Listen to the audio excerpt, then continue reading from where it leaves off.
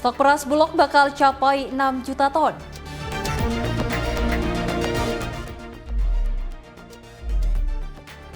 Program MBG dongkrak penjualan sepeda motor.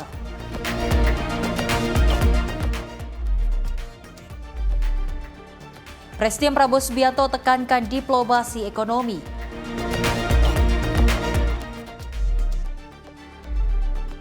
Pemprov DKI soroti maraknya cukir liar.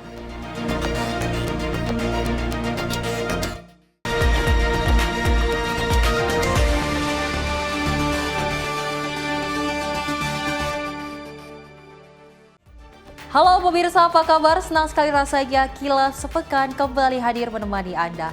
Selain 4 informasi utama tadi, kami akan menghadirkan informasi lainnya yang kami telah rangkum dalam sepekan terakhir ini.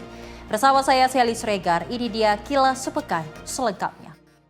Dan pemirsa, kita awali informasinya di mana Menteri Pertanian Andi Amran Sulaiman memastikan stok beras Bulog aman dan terus bertambah. Dalam 3 bulan ke depan, stok diperkirakan mencapai 6 juta ton.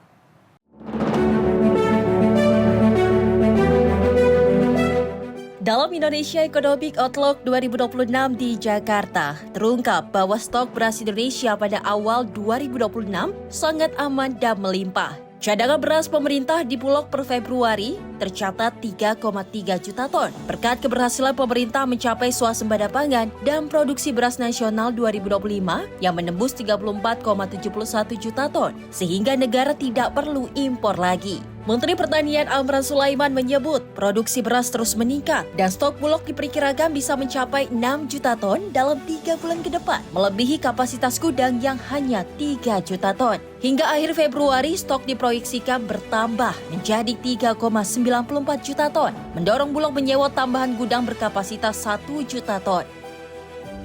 Produksi beras kita meningkat tajam. Kemungkinan 3 bulan ke depan itu 6 juta ton. Sedangkan kapasitas gudang hanya 3 juta ton. Sekarang ini, bulan ini kemungkinan 3,94 juta ton.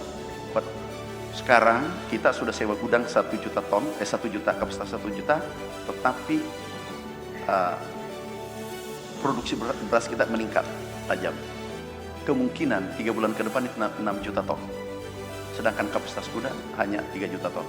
Ini mungkin butuh dana tambahan. Lonjakan produksi ini membuat Bulog membutuhkan lebih banyak gudang tambahan. Amran menekankan sewa gudang baru diperlukan untuk menampung produksi beras yang terus meningkat, meski memerlukan dana tambahan untuk ekspansi kapasitas penyimpanan. Tim redaksi Simpo TV melaporkan.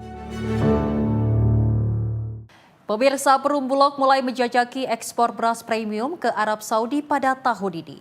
Produk tersebut ditawarkan kepada importir setempat untuk memenuhi kebutuhan konsumsi jemaah haji dan umroh. Upaya memperluas pasar pangan nasional mulai digencarkan ke Timur Tengah. Perum Bulog menawarkan beras haji Nusantara kepada para importir Arab Saudi sebagai bagian dari strategi ekspor beras premium untuk kebutuhan jemaah haji dan umroh. Penawaran itu dilakukan dalam forum bisnis matching yang digelar Konsulat Jenderal Republik Indonesia di Jeddah. Dalam kesempatan tersebut, importir mencicipi langsung nasi dari beras Indonesia dan memberikan respon positif. Menilai teksturnya pulen, aromanya baik, serta sesuai dengan selera pasar setempat. Direktur Utama Bulog Ahmad Riza Ramdhani menyebut antusiasme ini sebagai sinyal kuat peluang ekspor ke Mekah, Madinah, dan Jeddah. Langkah ini sejalan dengan target pemerintah untuk memulai ekspor beras premium ke Arab Saudi tahun ini. Dalam Rakortas Pangan disepakati pengiriman awal sebanyak 2.280 ton pada pekan ketiga Februari 2026, guna memenuhi kebutuhan konsumsi jemaah haji sekaligus membuka jalan masuk ke rantai pasok haji dan umroh. Tim redaksi Simpo TV melaporkan. Pemirsa, dari Menteri ESDM Bahlil Lahadalia menyatakan Indonesia akan mengembangkan energi terbarukan hingga 50.000 megawatt hingga 2035 dengan investasi 1.650 triliun rupiah. Program ini pemirsa diharapkan memperkuat ketahanan energi dan mendorong pertumbuhan ekonomi domestik. Indonesia menyiapkan pengembangan energi terbarukan hingga 50.000 megawatt dalam 10 tahun ke depan dengan nilai investasi sekitar 1.650 triliun rupiah. Program ini diharapkan membuka peluang pembiayaan bagi perbankan nasional sekaligus mendorong pertumbuhan ekonomi domestik. Dalam acara Indonesia Economic Outlook 2026 di Jakarta, Menteri Energi dan Sumber Daya Mineral Bahlil Lahadalia menekankan pentingnya keterlibatan bank dalam negeri agar manfaat pembiayaan tetap berputar di Indonesia. Proyek energi terbarukan ini juga memiliki jaminan pembelian sehingga menjadi peluang strategis bagi sektor keuangan nasional. Di RUPTL kita sekarang untuk 2025 sampai dengan 2035 kita 50 gigawatt itu kita dorong dengan memakai energi baru terbarukan. Baik air, kemudian matahari. Dengan total investasi kurang lebih sekitar 1.650 triliun. Jadi ini peluang-peluang yang menjadi trigger pertumbuhan ekonomi kita ke depan. Jadi kalau teman-teman perbankan nasional nggak membiayai ini, pasti perbankan asing dengan bunga yang lebih murah akan masuk. Dan itu pasti begitu uang masuk, keluar lagi ke sana. Dan ini yang kita tidak inginkan. Berdasarkan data Kementerian ESDM, potensi energi baru terbarukan Indonesia sangat besar. Antara lain tenaga surya sekitar 3.934 MW dan gabungan energi angin, air, dan laut sekitar 313 MW. Pengembangan EBT ini tidak hanya memperkuat ketahanan energi nasional, tetapi juga membuka lapangan kerja dan mengurangi ketergantungan pada impor energi. Tim redaksi Simpo TV melaporkan. Program MBG tak hanya berdampak pada peningkatan kualitas gizi masyarakat, tetapi juga menggeliatkan sektor ekonomi. Salah satu efeknya terlihat dari lonjakan penjualan sepeda motor yang mencapai 4,9 juta unit sepanjang 2025.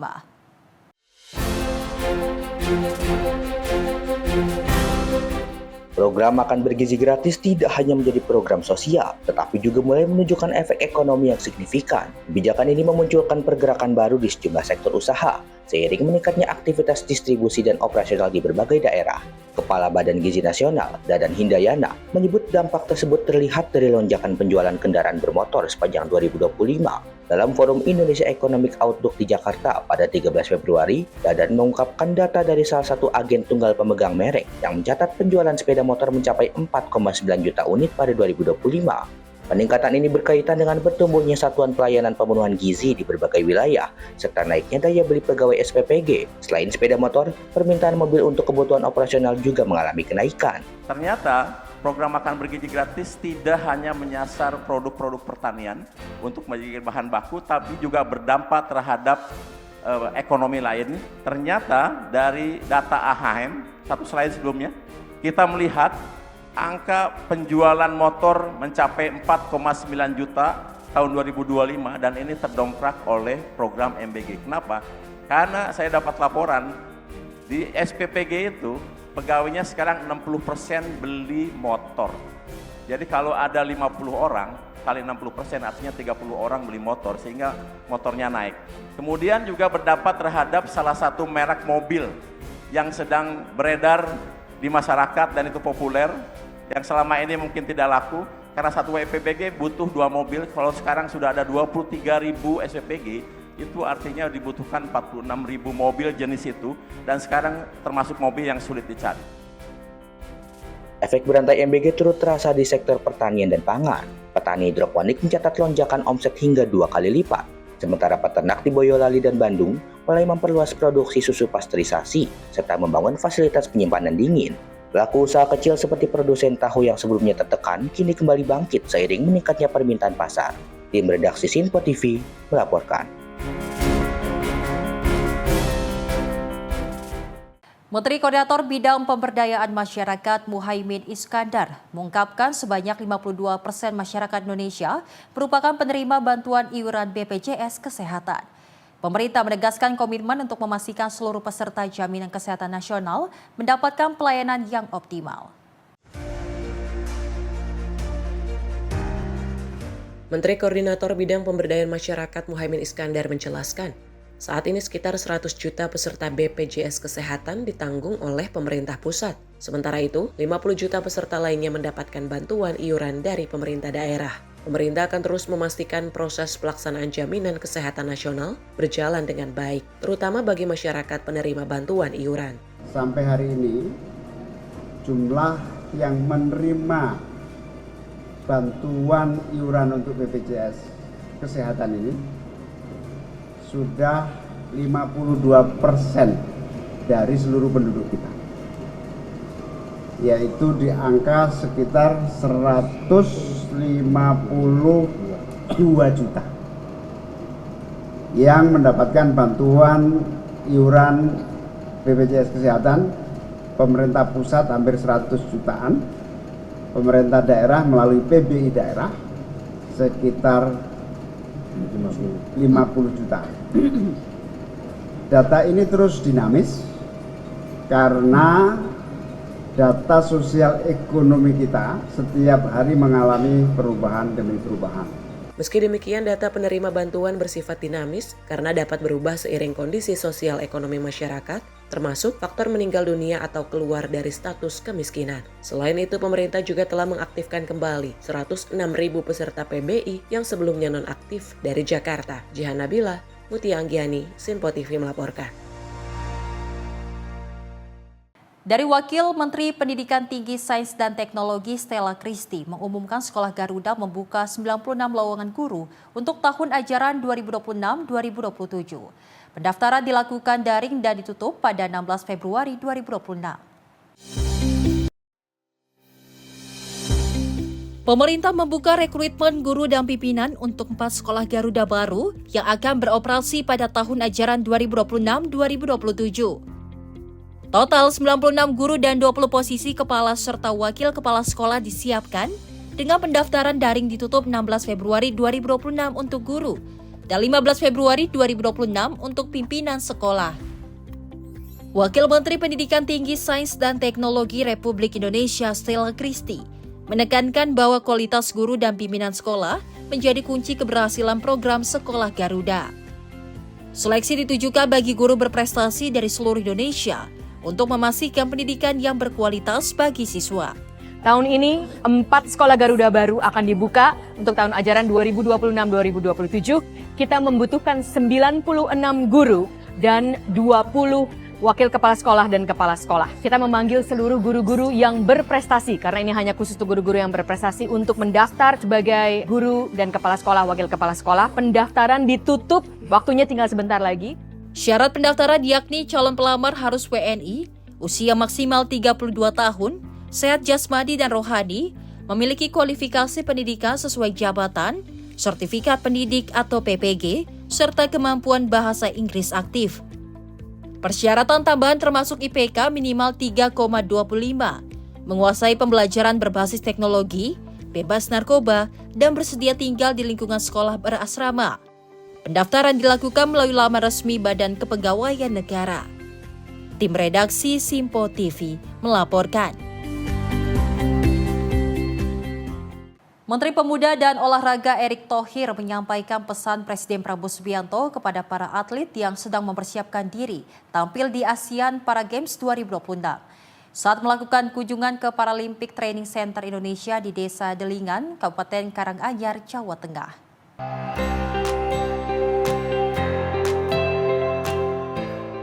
Pada Sabtu siang 14 Februari 2026, Erick Thohir mengunjungi Paralympic Training Center Indonesia untuk meninjau latihan para atlet di arena akuatik, anggar, bulu tangkis, angkat berat, tenis meja, menembak, dan boccia. Dalam kunjungannya, Menteri Erick menyampaikan bahwa atlet dan olahraga merupakan duta bangsa dan mencerminkan kedikdayaan bangsa sesuai pesan dari Presiden Prabowo Subianto. Selain itu, Erick juga melihat kelengkapan peralatan pendukung di Sasana Kebugaran, yang juga menjadi tempat pengembangan sport science dan tempat berlatih atlet balap sepeda, serta kamar di asrama, tempat atlet menginap, didampingi Ketua Umum NPC Indonesia, Sandy Marbun, dan jajaran pengurus. Kami juga dari Kemenpora, tadi saya sudah sampaikan, sangat apresiasi ya kepada NPC, para atlet, Chief Division, pelatih, dengan prestasi yang sudah digapai 135 emas,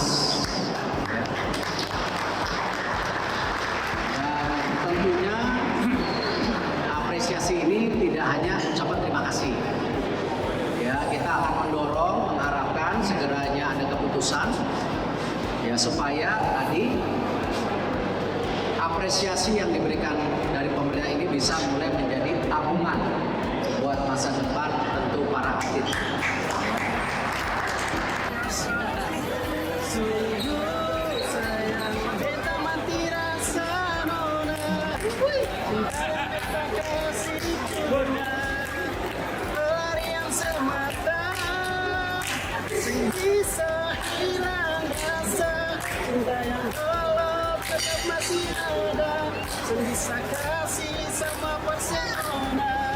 Biarlah yang bicara.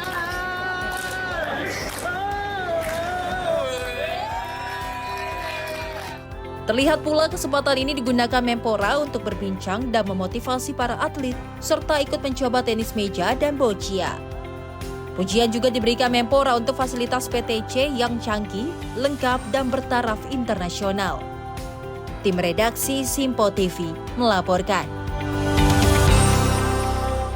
Sementara itu pemirsa, dari Wakil Presiden Gibran Rakabuming Raka meninjau pembangunan Jalan Tol Semarang Demak Seksi 1 untuk memastikan proyek pengendalian rob di Pantura berjalan sesuai target. Proyek ini menjadi infrastruktur kunci untuk melindungi kawasan pesisir sekaligus memperkuat konektivitas wilayah.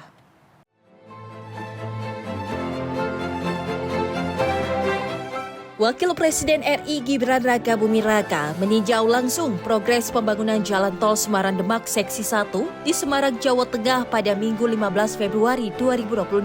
Ruas tol yang menghubungkan Kaligawe, Kota Semarang hingga Sayung, Kabupaten Demak tersebut tidak hanya dirancang sebagai infrastruktur konektivitas, tetapi juga sebagai giant sea wall yang terintegrasi dengan kolam retensi Terboyo. Wapres menegaskan pentingnya pembangunan jalan tol ini sesuai timeline yang telah ditetapkan, sehingga dapat segera beroperasi dan memberi manfaat nyata bagi masyarakat. Selain mendorong percepatan konstruksi jalan dan giant sea wall, Wapres juga memberi perhatian pada optimalisasi kolam retensi Terboyo dan Sri Wulan. Ia meminta pemerintah provinsi dan kota memastikan keduanya tidak hanya berfungsi sebagai pengendali banjir, tetapi juga dimanfaatkan sebagai sumber air baku bagi masyarakat. Tim redaksi Simpo TV melaporkan. Pemirsa, informasi lainnya akan kami hadirkan usai jeda. Tetaplah bersama kami di Kilas Sepekan.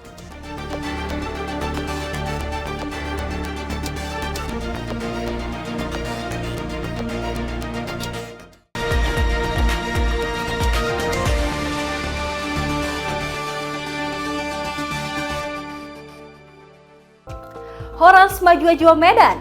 Untuk Anda yang berada di Bandar Baru, Sumatera Utara, kini Simpo TV hadir di channel digital 28 UHF. Jangan lupa terus lakukan scan ulang secara berkala agar Simpo TV hadir sebagai televisi terbaik di layar kaca Anda. Simpo TV, referensi berita politik masa kini.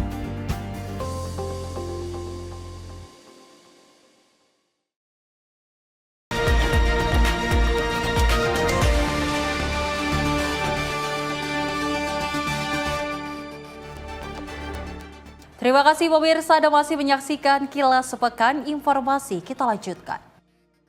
Di mana pemirsa, Vihara Dharma Bakti Petak 9 Glodok, Jakarta Barat ramai oleh umat Buddha dan Konghucu yang melakukan sembahyang dalam rangka Tahun Baru Imlek 2577 Kongzili.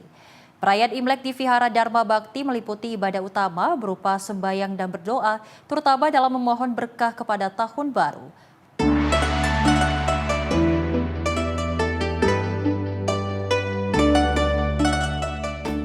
Tradisi sembahyang serta menyalakan dupa dan lilin menjadi kegiatan yang selalu dilaksanakan oleh umat Buddha dan Konghucu sebagai rangkaian ibadah utama dalam menyambut Tahun Baru Cina atau Imlek. Suasana ibadah tersebut sudah terlihat di Vihara Dharma Bakti Petak 9 Glodok, Jakarta Barat yang mulai ramai oleh umat Tionghoa untuk melaksanakan sembahyang. Mayoritas warga Tionghoa memilih sembahyang di Vihara Dharma Bakti lantaran vihara tersebut merupakan salah satu bangunan yang menjadi saksi sejarah panjang pecinan di Jakarta. Selain itu, menurut Stefani, alasan dirinya memilih beribadah di vihara tersebut lantaran sudah menjadi kebiasaan dan rutinitas keluarganya sejak lama, terutama saat Imlek.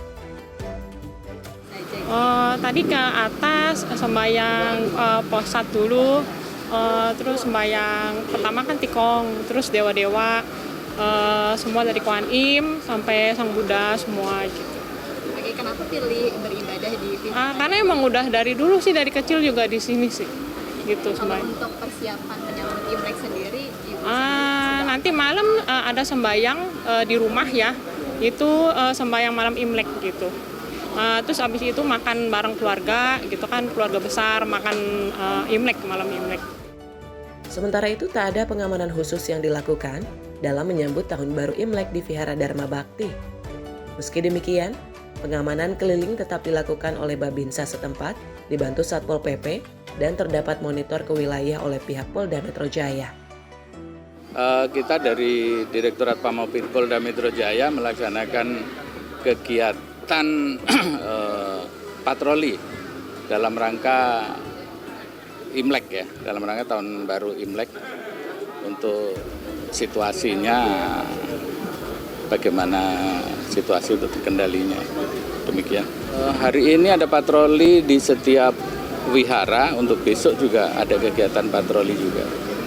Untuk sementara ya kita patroli dulu, mungkin hari hanya kemungkinan ada patroli. Demikian. Dari Jakarta, Sri Dewi Andayani, Ahmad Amin, Sinpo TV melaporkan. Jelang bulan suci Ramadan, tradisi turun-temurun kembali digelar warga di Kabupaten Goa, Sulawesi Selatan. Semangat kebersamaan terpancar dari anak-anak hingga orang tua dalam membersihkan Masjid Tua Katangka, masjid peninggalan Kerajaan Goa yang berstatus sebagai cagar budaya. Suasana hangat terpancar dari halaman Masjid Tua Katangka di Kabupaten Goa. Puluhan pengurus bersama warga bergotong royong dalam membersihkan masjid. Bukan sekedar sapu dan pel, warga membersihkan setiap sudut ruang utama, lapisan debu di beduk tua, hingga nama prasasti yang melekat di dinding. Anak-anak dan remaja tak ketinggalan. Mereka dengan ceria membantu membersihkan halaman serta toilet. Semangat ini buktikan jika tradisi tahunan bersifat inklusif, melibatkan seluruh elemen jamaah. Perhatian khusus diberikan pada ornamen bangunan. Sebagai masjid tertua di Sulsel bekas peninggalan Kerajaan Goa, arsitekturnya harus dijaga. Apalagi, masjid ini telah ditetapkan sebagai benda cagar budaya. Pengurus masjid menyebutkan, sebelum masuk Ramadan, semua harus dibersihkan dan disucikan.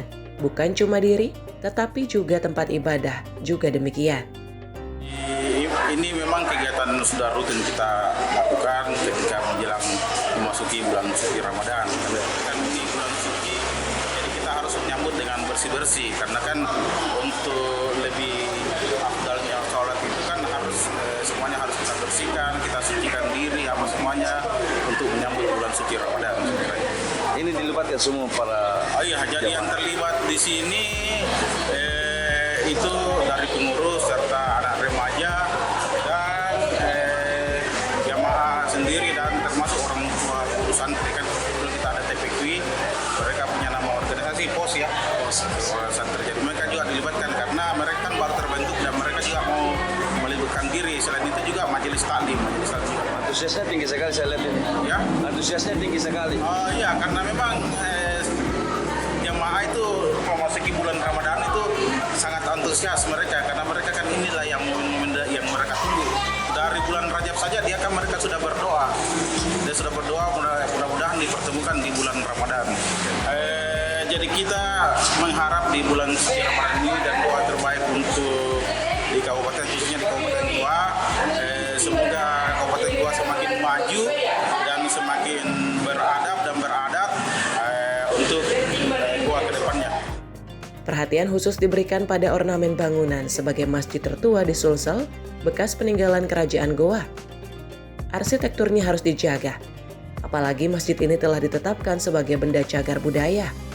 Pengurus masjid menyebutkan, sebelum masuk Ramadan, semua harus dibersihkan, disucikan. Bukan cuma diri, tapi tempat ibadah juga demikian. Dari Kabupaten Goa, Sulawesi Selatan, jurnalis Sinpo TV melaporkan. Dan dalam menyambut bulan suci Ramadan 1447 Hijriah, keindahan toleransi antar umat beragama terlihat di Kabupaten Lampung Timur, Lampung. Sekelompok pemuda Hindu bergotong royong membersihkan musola dan masjid di lingkungan desa agar umat muslim nyaman beribadah di bulan puasa.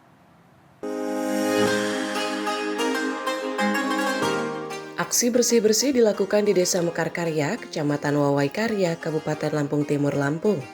Para pemuda Hindu berbondong-bondong datang ke musola dan masjid setempat untuk melakukan aksi bersih-bersih. Dengan penuh semangat, terlihat para pemuda ini menyapu halaman, membersihkan lantai, merapikan area tempat wudhu, mengelap kaca, hingga membersihkan jalan menuju masjid.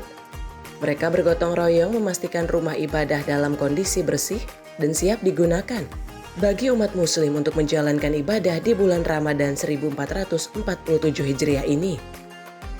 Tradisi bersih-bersih yang setiap tahun terus dilakukan ini membawa pesan toleransi bahwa perbedaan keyakinan tidak menghalangi semangat kebersamaan dan gotong royong. Kalau alasannya sih berhubungan ini mau menyambut bulan suci Ramadan buat umat muslim, kan kita juga sekalian mau menyambut hari raya Nyepi. Jadi kita membantulah umat muslim untuk membersih-bersih musola, gimana caranya buat kita bersatu lah umat muslim sama umat Hindu.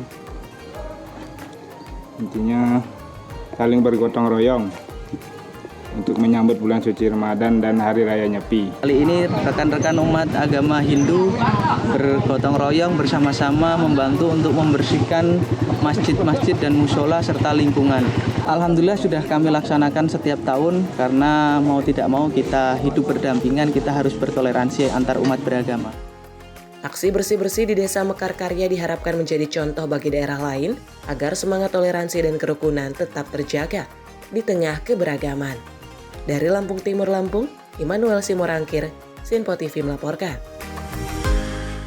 Kita beralih ke informasi lainnya pemirsa, di mana Presiden ke-7 Republik Indonesia Joko Widodo menghadiri kirab budaya yang diselenggarakan Partai Solidaritas Indonesia atau PSI di Kabupaten Tegal, Jawa Tengah. Atraksi budaya kegiatan ini juga melibatkan pelaku UMKM dan seniman lokal.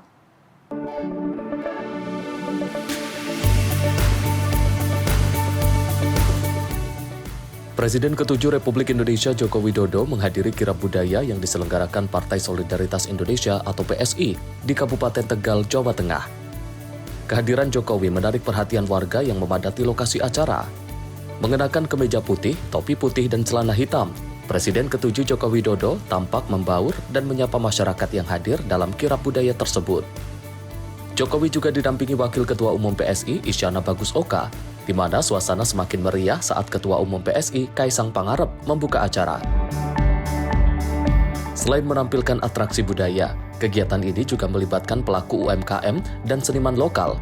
PSI berharap kirab budaya dapat memberikan dampak ekonomi langsung bagi masyarakat. Kaisang juga menyebut sebelum agenda kirab, DPP PSI telah mengunjungi lokasi pengungsian korban bencana tanah bergerak di Kabupaten Tegal untuk menyalurkan bantuan kebutuhan dasar. PSI meyakini kemajuan daerah akan semakin kuat jika politik, kebudayaan, solidaritas sosial, serta pemberdayaan UMKM dan seniman dapat berjalan bersama. Dari Tegal, Jawa Tengah, Tim Liputan Sinpo TV melaporkan.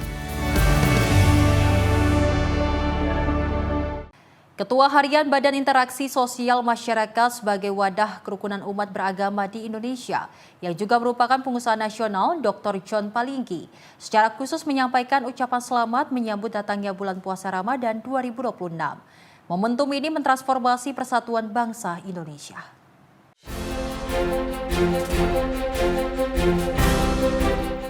Ketua Harian BISMA Dr. John Palinggi secara khusus menyampaikan ucapan selamat menyambut datangnya bulan puasa Ramadan 2026. Ditemui di kantornya, John Palinggi memandang datangnya bulan suci puasa Ramadan sebagai momentum untuk mentransformasi total terhadap gaya hidup sebagai individu terhadap Tuhan Yang Maha Esa. Bulan suci Ramadan bukan sekedar pergeseran jam makan atau menahan lapar, melainkan ini adalah transformasi total terhadap hidup kita sebagai pribadi.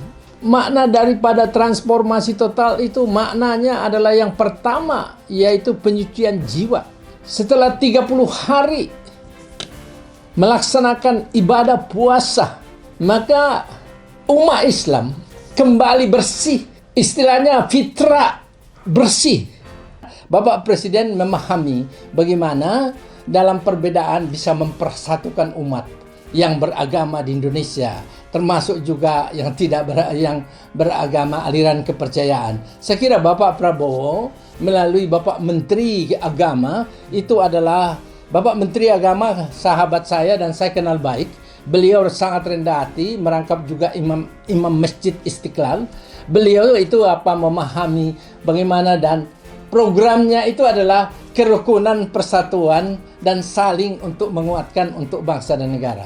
Bapak Profesor Nasaruddin itu adalah Menteri Agama yang tepat untuk mendampingi Bapak Prabowo. Kepada semua umat Islam, saudaraku dimanapun berada, dengan tulus dari hati yang terdalam, saya pada menjelang dan pelaksanaan bulan suci Ramadan 1447 Hijriah, selamat memasuki dan menunaikan ibadah puasa, bulan yang penuh rahmat, berkah, dan ampunan. Saya atas nama pribadi dan Bisma memohon maaf lahir dan batin. Ketua Harian Bisma juga mengapresiasi langkah nyata Presiden Prabowo dalam menjaga kondusivitas keamanan dan kerukunan antar umat beragama di tengah berbagai ancaman isu SARA yang kerap dimunculkan oleh oknum-oknum yang hendak merusak kerukunan bangsa. Lebih lanjut, menurut John, Menteri Agama Nasaruddin Umar merupakan tokoh yang tepat dalam mewujudkan toleransi di Indonesia. Dari Jakarta, Tim Liputan Simpo TV melaporkan. Presiden Prabowo Subianto menegaskan diplomasi ekonomi harus menguntungkan Indonesia. Kebijakan dan perundingan internasional diarahkan untuk penguatan ekonomi nasional. Presiden Prabowo Subianto mengundang sejumlah menteri ke kediaman pribadinya di Hambalang, Bogor, Jawa Barat pada Minggu 15 Februari 2026 untuk membahas strategi menghadapi dinamika ekonomi global. Pertemuan sore itu difokuskan pada penguatan posisi Indonesia dalam perundingan ekonomi internasional. Dalam pertemuan tersebut, Presiden Prabowo menekankan bahwa diplomasi ekonomi tidak boleh hanya bersifat jangka pendek atau transaksional, melainkan harus memberikan dampak nyata pada penguatan struktur ekonomi nasional. Peningkatan produktivitas industri dalam negeri dan penguatan rantai pasok global menjadi prioritas utama. Presiden juga menegaskan bahwa setiap kebijakan pemerintah harus berorientasi pada hasil konkret bagi bangsa dan negara. Pertemuan ini menegaskan komitmen Presiden Prabowo agar diplomasi ekonomi Indonesia tetap berdaulat, strategis, dan menguntungkan kepentingan nasional. Tim redaksi Simpo TV melaporkan. Sementara itu pemirsa, dalam menyambut datangnya bulan suci Ramadan 1447 Hijriah sekaligus perayaan Imlek 2577 Kongzili, wajah sejuk toleransi tersaji di jantung kota Serang, Banten. Forum Kerukunan Umat Beragama atau FKUB Kota Serang menggelar kirab budaya lintas iman yang melibatkan seluruh perwakilan agama. Mulai dari kirab yang dipusatkan di kawasan Royal Baru ini menjadi simbol kuatnya persatuan di tengah perbedaan.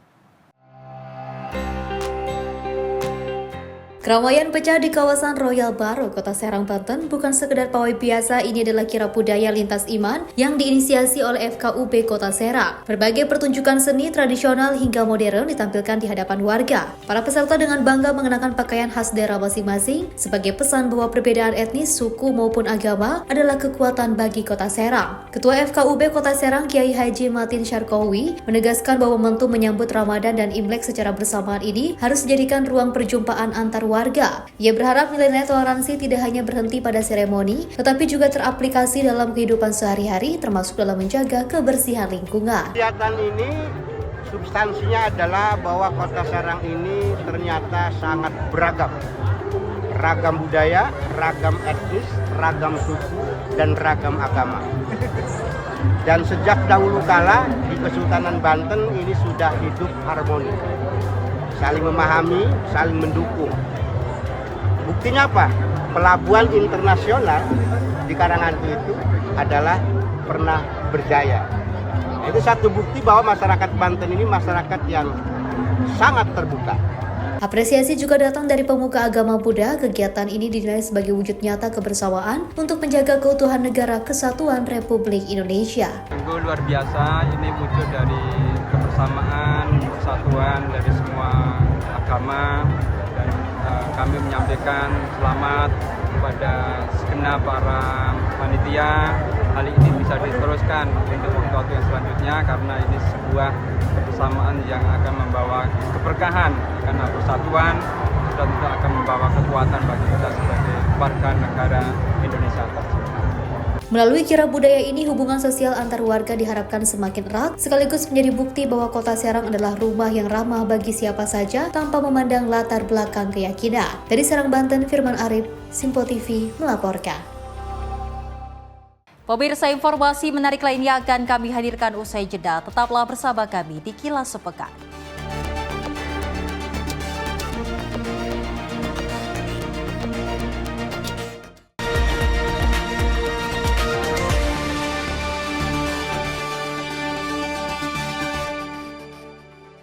Apa saja peristiwa terhangatnya akan menemani Anda di waktu istirahat siang? Penting dengan Perdana Menteri Malaysia Anwar Ibrahim. Polisi menyita barang bukti satu dan beroperasi di Terminal 1B. Ia menyebut GBN bukan sekedar pameran. Beragam isu dan kejadian yang sedang menjadi sorotan kami sajikan secara aktual dan terpilih. Dan Wakil Ketua DPR RI Dasko ke masyarakat Sebelumnya semua portal secara serentak. Jangan lewatkan Menyapa Indonesia Siang setiap Senin hingga Jumat hanya di Simpo TV.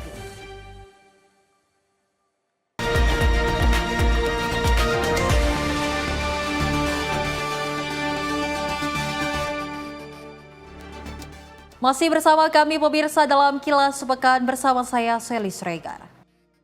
Di mana Menteri Pekerjaan Umum Dodi Hanggodo memastikan jembatan akses antar desa di area Bendungan Lausimeme, Deli Serdang, Sumatera Utara segera rampung sebelum bendungan tersebut penuh terisi air. Untuk kondisi saat ini Bendungan Lausimeme masih dalam tahap optimalisasi pemanfaatan.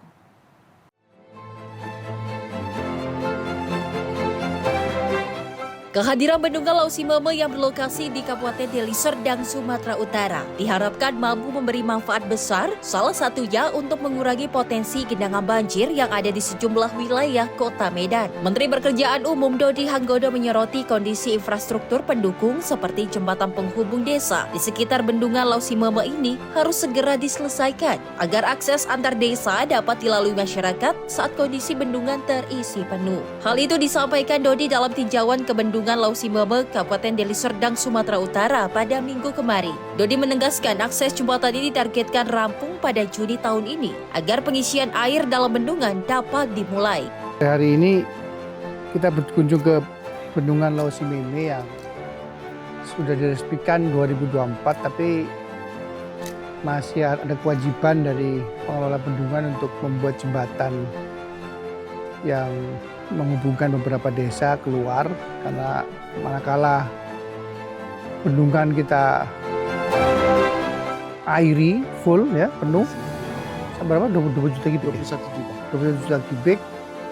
Dua desa ini akan terputus hubungannya dengan dunia luar. Lebih lanjut, bendungan ini memiliki kapasitas penampungan air sebesar 21,7 juta meter kubik dengan luas genangan mencapai 125,84 hektar. Dari Deli Serdang, Bex Munte, Simpo TV melaporkan. Dari Wakil Gubernur DKI Jakarta Rano Karno angkat bicara perihal maraknya jukir liar yang meresahkan di kawasan Tanah Abang, Jakarta Pusat. Dirinya menegaskan dalam jangka waktu 2 hingga 3 hari ke depan polemik ini dapat ditangani.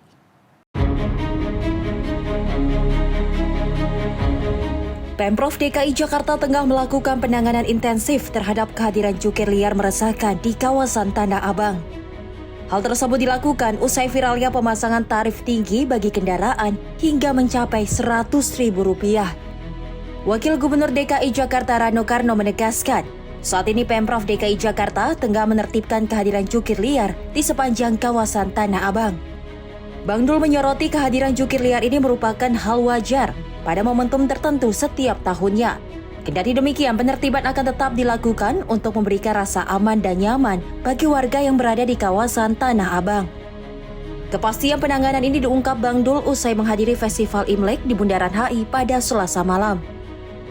Itu udah paham lah kita. Bukan berarti kita toleransi, tapi semuanya juga ditertibkan. Tapi marilah kita coba paham, ini kan situasi setahun sekali. Ini macet. 1 tahun sekali nggak apa-apa, tapi artinya jukir-jukir itu sudah dibenahi. Ya terpaksa ditindak juga, ada yang ditangkap, dikasih pembinaan, itu udah hal biasa lah. Mudah-mudahan itu akan menjadi jauh lebih baik lagi. Ya. Tapi akan ditingkatkan nggak Pak? Oh pasti, Buat Satpol PP? pasti Satpol PP, polisi juga udah turun, teman-teman dari TNI juga sudah turun. Kemudian kita juga ada pamong apa namanya Satpol PP khusus pariwisata juga udah turun. Tapi artinya marilah kita sambut ini. Ini kan awal nih, baru nih. Ya mudah-mudahan nanti saya yakin dalam 2-3 hari akan jauh lebih tertib. Dari Jakarta, Max Munte, Dio Malau, Simpo TV melaporkan. Sementara itu, dari Kepolisian Sektor Tangerang masih mendalami motif penemuan jenazah seorang pemuda di areal Mall Tang City, Kota Tangerang, Banten. Dugaan sementara pemuda ini diduga nekat mengakhiri hidupnya dengan cara melompat dari lantai 3 area parkir P6. CCTV Mall Tang City merekam seorang mahasiswa berinisial AHM di dekat pagar pembatas lantai 3 area parkir P6 Mall Tang City. Rekaman ini menunjukkan detik-detik terakhir sebelum akhirnya pemuda ini ditemukan petugas keamanan tewas di lantai dasar gedung Mall Tang City. Korban ditemukan tewas dengan kondisi mengenaskan di bagian kepala. Polisi dari tim identifikasi Polres Metro Tangerang Kota melakukan olah tempat kejadian perkara dan mengumpulkan sejumlah barang bukti milik korban. Dugaan sementara, korban nekat mengakhiri hidupnya dengan cara melompat. Kapolsek Tangerang, Kompol Suyatno mengatakan masih mendalami motif korban nekat melompat. Polisi meminta pihak Mall Tang City untuk memberikan pagar tambahan di areal parkir sebagai penghalang agar tidak terjadi kejadian serupa di kemudian hari. Sekira jam 16.45 ya, ditemukan seorang laki-laki ataupun pemuda berinisial AHM ya, ditemukan meninggal di lantai ataupun di luar Tang City ya.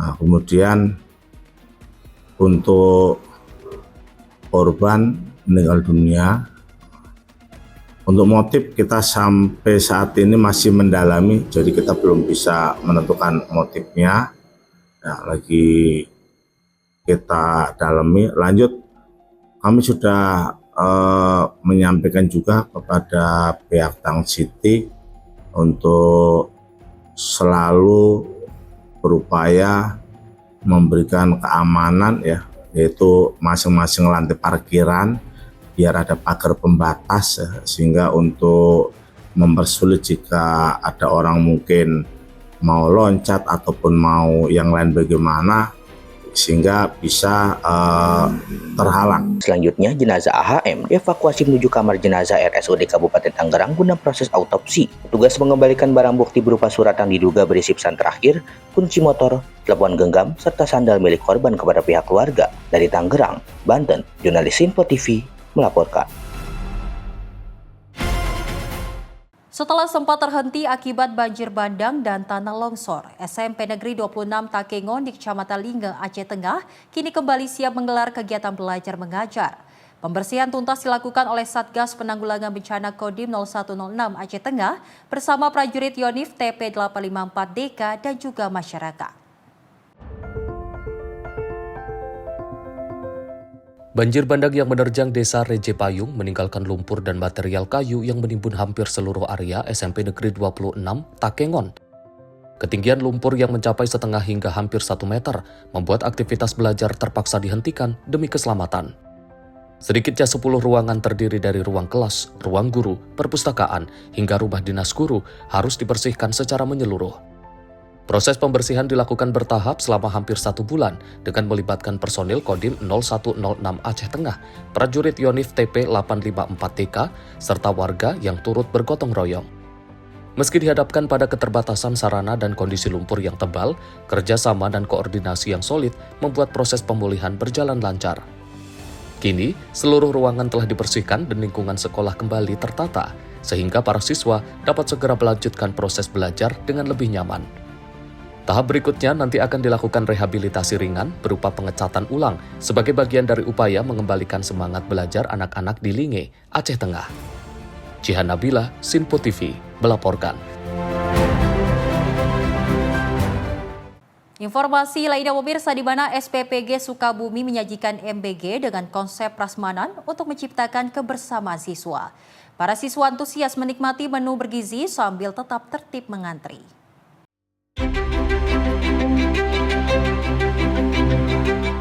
Untuk menciptakan suasana kebersamaan di sekolah, Satuan Pelayanan Pemenuhan Gizi Gunung Puyuh Keramat, Kota Sukabumi, Jawa Barat, menyajikan makan bergizi gratis dengan konsep prasmanan. Berbeda dari biasanya, siswa dapat memilih sendiri menu yang mereka inginkan di teras SMP Negeri 4, Kota Sukabumi. Menu hari itu cukup menarik, mencakup ayam goreng katsu, tahu susu, capcay, semangka, melon, dan susu. Para siswa antusias tetapi tetap tertib mengantre. Sementara petugas SPPG menjaga kebersihan dan higienitas dengan memakai masker, penutup kepala, dan sarung tangan. Usai makan, belasan siswa terlihat gembira dan menyatakan senang dengan pengalaman baru ini. Mereka berharap menu MBG ke depan lebih bervariasi dan berterima kasih kepada Presiden Prabowo Subianto yang menyediakan makanan bergizi setiap hari di sekolah. Dan untuk Pak Prabowo mengadakan MBG itu mantap sekali. Membuat uang awet. Terima kasih. Tim redaksi Sinpo TV melaporkan. Masyarakat lintas etnis memadati Pasar Imlek Semawis di kawasan Pecinan Kota Semarang pada Sabtu malam, 14 Februari 2026 saat Wakil Presiden Gibran Rakabuming Raka hadir dalam acara tersebut. Wapres menyampaikan apresiasinya atas tradisi yang dinilai mampu menggerakkan ekonomi rakyat sekaligus merawat kebinekaan.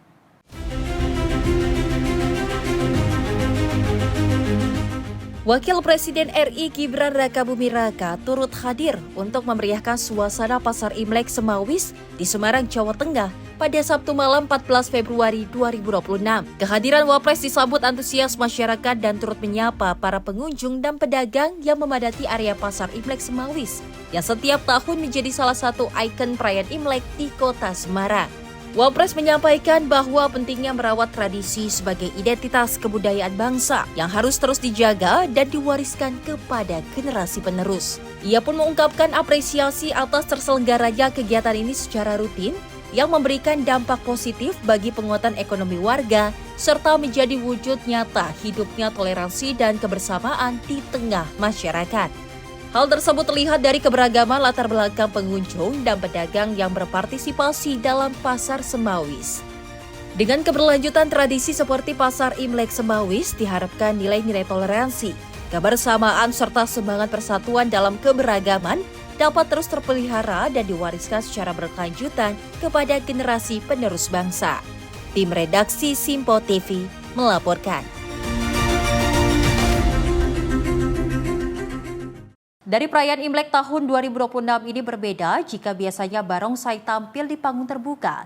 Kali ini atraksi tradisional itu hadir di bawah permukaan air SeaWorld Ancol yang menghadirkan pengalaman Imlek yang tak biasa bagi pengunjung.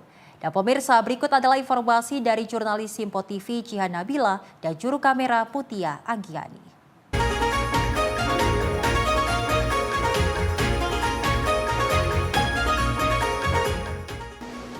Gong si Pacai, halo pemirsa Sinpo TV. Momen Tahun Baru Imlek ini selalu identik dengan dentuman, tamburan, kemudian juga gerakan lincah dari barongsai. Dan tentunya ini juga tidak lupa dengan nuansa merah dan juga emas yang memiliki arti membawa harapan dan juga keuntungan. Nah, di Imlek tahun 2026 ini memang sangat berbeda, di mana ini dihadirkan pengalaman yang cukup berbeda, yakni bisa dinikmati oleh masyarakat di sekitar Jakarta maupun di wilayah di luar Jakarta ataupun Jabodetabek. Nah, di SeaWorld Ancol ini menghadirkan pertunjukan barongsai underwater, di mana ini sebuah atraksi unik yang tentunya ini memadukan seni tradisional dengan tradisional Tionghoa dengan keindahan dari dunia bawah laut. Dan tadi kita juga bisa melihat bahwa barongsai underwater ini memang ditampilkan untuk para pengunjung yang hadir ke SeaWorld Ancol, di mana biasanya kalau barongsai ini tampil kita bisa melihat di pertunjukan ataupun di panggung mall. Namun kali ini di SeaWorld ini menghadirkan pertunjukan barongsai di underwater, di mana untuk pertunjukan kali ini hanya digelar selama 4 hari, yakni pada tanggal 14 hingga 17 Februari 2026 dengan 2 sesi, yakni pada sesi pertama pada pukul 10.30 waktu Indonesia Barat dan di sesi kedua pada pukul 13.30 waktu Indonesia Barat. Dan dapat saya sampaikan juga kepada pemirsa Sinpo TV bahwa barongsai underwater ini ditunjukkan di akuarium raksasa di SeaWorld Ancol dengan memiliki kedalaman 7 meter. Nah, daripada penasaran pemirsa Sinpo TV, saya akan mengajak pemirsa Sinpo TV untuk berbincang lebih lanjut mengenai barongsai underwater dengan tim penyelam dari barongsai underwater di SeaWorld Ancol, Jakarta. Halo, selamat siang Mas. Selamat siang Kak. Mas, bisa perkenalkan gak nih namanya siapa nih Mas? Nama saya Fahri Haryansyah dari SeaWorld Ancol. Mas, tadi kan kita juga sudah melihat ya penampilan ataupun pertunjukan dari barongsai underwater ini. Bisa dijelaskan nggak sih ini persiapan yang memang harus dilakukan untuk tampil di kedalaman 7 meter ini? Jadi untuk barongsai underwater ini kita hampir setiap tahun sudah melakukannya. Untuk kegiatan-kegiatan ini kita harus persiapan di 1 minggu sebelum hari H. Dan untuk kesulitan-kesulitan yang kita mengalami itu seperti kayak membangun komunikasi dan kekompakan antar tim, antara underwater dengan talent yang ada di depan ya.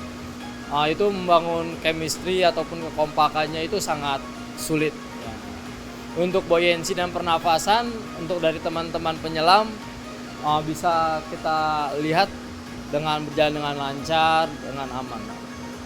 Mas, kalau misalkan tadi kan ada persiapan yang harus dilakukan H-7, H-1 begitu ya. Nah, kemudian ada nggak sih tantangan terbesar yang tentunya ini saat menari di dalam air ini dibandingkan darat kan tidak ada tekanan ataupun tantangan gitu ya. Nah, kalau di tantangan di laut ada nggak sih Mas? Untuk tantangan yang di dalam air ini seperti kayak mengatur pernapasan dan buoyancy. Untuk membangun kekompakan juga sangat kita perhatikan lebih ini sama teman-teman, antara kepala dengan ekor harus kompak dengan mengayun dengan sama-sama untuk membangun agar pergerakannya itu lebih mudah. Mas, ini bisa dijelaskan nggak nih? Ini pemirsa Sinpo TV dapat saya sampaikan juga, ini di depan saya atau di samping saya ada alat untuk menyelam ya. Ini bisa dijelaskan nggak sih ini alat penyelamnya gitu Mas? Untuk alat penyelamnya ini kurang lebih hingga 15 kilo sampai ya kurang lebih 15 kilo untuk tabung penyelam. Berarti ini artinya untuk membantu penyelaman di bawah laut gitu ya. Oke, Mas, berapa lama sih latihan yang memang benar-benar harus dibutuhkan untuk menyelaraskan koreografi dari tim keseluruhan ini nih Mas? Untuk persiapan antara di barongsai di underwater dengan talent yang ada di depan, kita memerlukan waktu 7 hari ya Kak, untuk membangun chemistry ataupun kekompakan benar-benar kompak agar menyajikan untuk pengunjung agar terlihat lebih menarik.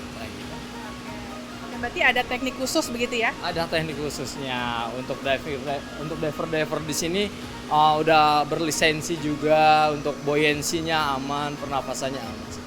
Oke, baik, terima kasih ya Mas. Sama-sama Kak. Nah, pemirsa Sinpo TV, itulah tadi kami berbincang dengan tim dari penyelam barongsai underwater, di mana memang tadi dikatakan bahwa membutuhkan lisensi penyelam ataupun teknik khusus, dan tidak sembarangan orang ini bisa melakukan penyelaman ataupun melakukan koreografi dengan sangat kompak dengan kedalaman 7 meter. Dan memang tentunya melalui konsep inovatif ini, SeaWorld Ancol tidak hanya menghadirkan hiburan, tetapi juga memperkaya perayaan Imlek dengan sentuhan edukasi dan juga kreativitas. Dan demikian informasi yang dapat kami sampaikan dari Jakarta, Jihan Nabila dan juga juru kamera Mutia Anggiani, Sinpo TV melaporkan.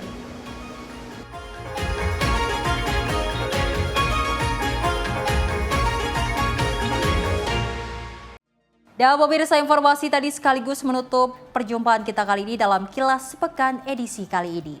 Dan saya Selis Regar mewakili kru yang bertugas pamit undur diri. Terima kasih dan sampai jumpa.